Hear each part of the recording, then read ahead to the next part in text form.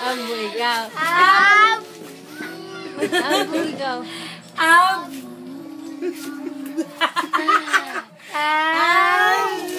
Ambo ka na kadada. Masyado yung baby lang.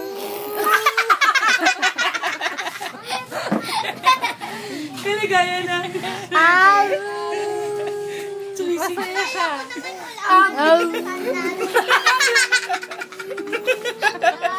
Ano niya matalo sa akin eh?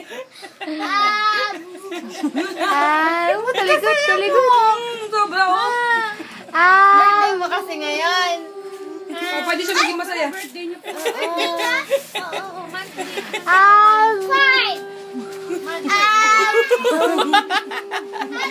Namatay na si Dadong. Higit mo na eh, sa personal. Swerte kay daddy niya, di pa nakita sa personal yan. Saglit lang.